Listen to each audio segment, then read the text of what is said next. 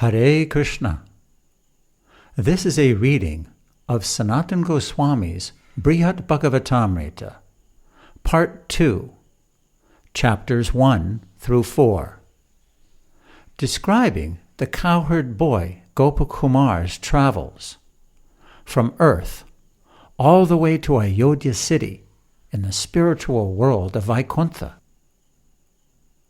Listeners interested in our audiobook of his travels to even higher realms above Vaikuntha, described in chapters 5 through 7, are invited to visit our website, sadhusanga.com.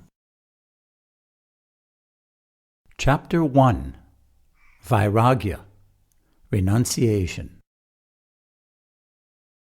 Sri Janamejaya said, "My father, Maharaj Parikshit, who dearly loved Lord Krishna, taught the rare, secret meaning of the scriptures to his mother and my grandmother, Uttara. O best of sages, as I drink the Bhagavatam ocean's nectar, which is fragrant with the lotus flower of your mouth, I am still not satiated. O wise one, please relate more of the nectarian conversation between mother and son, who both relished the nectar of Lord Krishna's lotus feet." Jaimini Rishi answered, "O king, what they said, even all-knowing sages and seers of Brahman cannot know or describe by their own powers. By the mercy of Sukadev Goswami, who is an ocean of devotion to Krishna, I remained by the side of King Parikshit and Uttara Devi, and directly heard what they discussed. O fortunate one, now please hear the glory of Goloka, which, although secret, the Vedas say may be revealed to an affectionate disciple.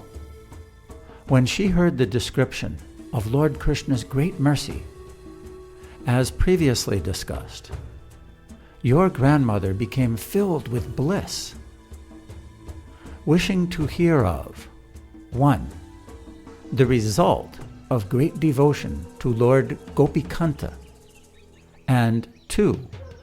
The Lord's pastime place above Vaikuntha, and not fully understanding them in her heart, she asked Sri Parikshit, by performing auspicious duties, householders with material desires can achieve the 3 worlds, and persons who have renounced their homes can reach the 4 worlds beyond those.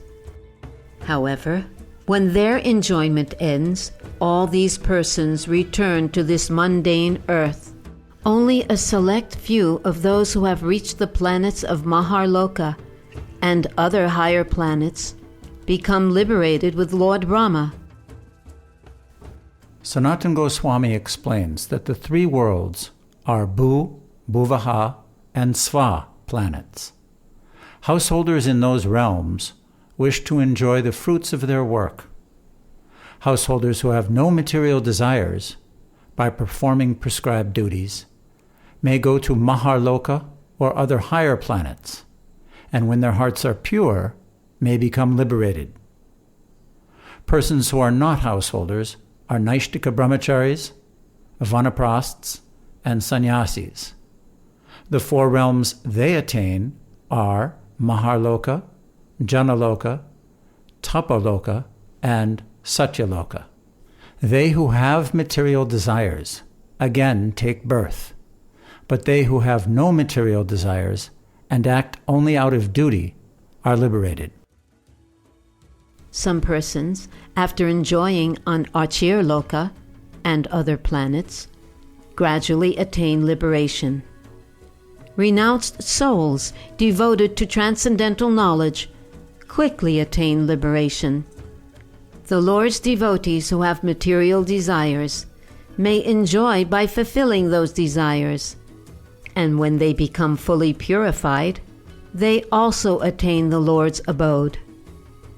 Devotees having no material desires at once attain the blissful spiritual realm of Vaikuntha, which is difficult even for liberated souls to attain.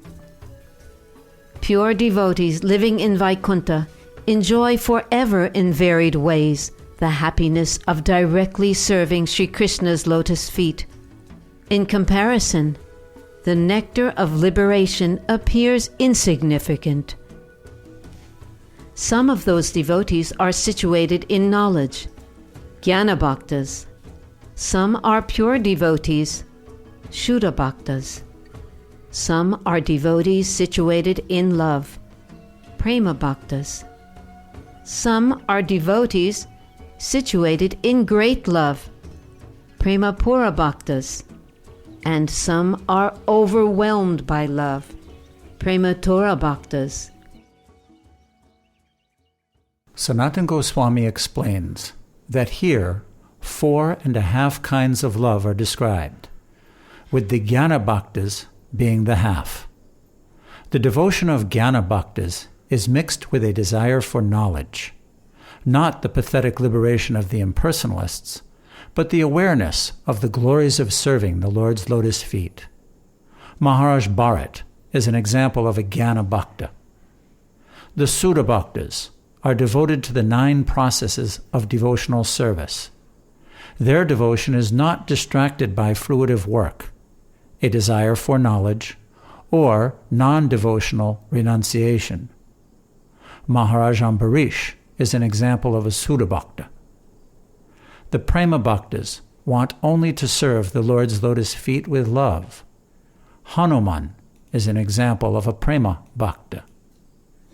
The Prema Para Bhaktas are the Lord's affectionate associates who, by the Lord's boundless mercy, are tied by the chains of affectionately gazing at the Lord with longings of love, friendship with the Lord, and close friendship where they joke with the Lord. The Pandavas are examples of Prema Para Bhaktas. The Prematura Bhaktas are always overwhelmed by the treasure of wonderful love. Uddhava and the Yadavas are examples of Prematura Bhaktas. Although Vaikuntha cannot be attained without love for the Lord, there are varying degrees of that love. Thus, the Prema Bhaktas are better than the Shuddha Bhaktas. The Prema Para Bhaktas are better than the Prema Bhaktas. And the Prematura Bhaktas are better than the Prema Para Bhaktas. Since the levels of these devotees vary, it seems unfitting the results they achieve be the same. Nonetheless, no one is considered better than anyone else in Vaikuntha. It follows that among devotees in Vaikuntha, there is equality, even to special Vaikuntha perfections, such as living near the Lord, or attaining a form like His. A goal higher than Vaikuntha is unheard of. Each in his own part of Vaikuntha, each according to his own kind of love, and each attaining his own object of love, everyone is happy. The devotees in their different mellows have all attained the highest happiness. I still wonder, however, what is the destination of they who are devoted to the Lord, who performs the Rasa Leela? My heart is not happy if others attain the same destination attained by loving devotees who chant the holy names, and who, indifferent to all material goals, yearn to become Sri Radha's maidservants. I cannot tolerate that others attain the same destination as Nanda and Yasoda and their associates. Sanatana Goswami explains that the others here are the Pandavas and the Yadavas. The most sublime excellences flow into those devotees like rivers into the ocean. Therefore, a suitable place must surely exist for them above Vaikuntha. Please reveal it to me and rescue me. Sanatana Goswami explains that the word prakasya means please show me by describing it, and udarashva means please rescue me from this ocean of unhappiness filled with waves of doubt and whirlpools of illusion. The description of the glories of Goloka Vrindavan, which is above the material worlds and even above the realms of Vaikuntha, is the answer to this question of Uttara Devi. Sri Jaimini continued, delighted by his mother's beautiful question, the son bowed before her, and, shedding tears, the hairs of his body erect in ecstasy, he began to speak.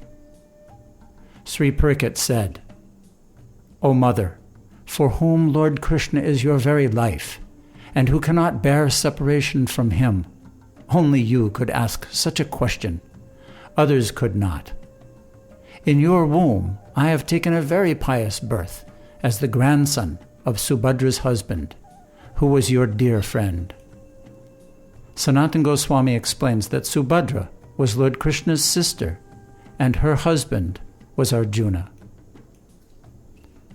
Bowing down before Lord Krishna, who, holding a club and chakra, in your own womb protected both you and me from the Brahmastra, who in my childhood made me search, as great devotees do, again and again for his own form in the world of men, who gave me the virtues of great souls, who made me famous for subduing Kali, who gave me wonderful royal opulence, who filled me with despair by arranging a Brahmin's curse, who in his form of his disciple told me of the curse, which I welcomed, who as Lord Vasudeva dragged me from the blind well of my home and made me sit by the bank of the Ganges, fasting until death, who, in the form of Srila Sukadeva Goswami, taught me the truth in the assembly of sages, dispelled my fears, and delighted me, who, by giving me the company of his dear devotees, now makes me drink the nectar of words about him, who is kind without limit. I, nourished by the Brahman's words, with a single heart, at this, my last moment, will speak the answer to your question, an answer that contains the essence of all Vaishnava scripture. I could satisfy you by quoting and explaining the Shruti and Smriti, but instead, I will tell you a story I learned by the mercy of my Guru, a story that will explain and dispel all doubts.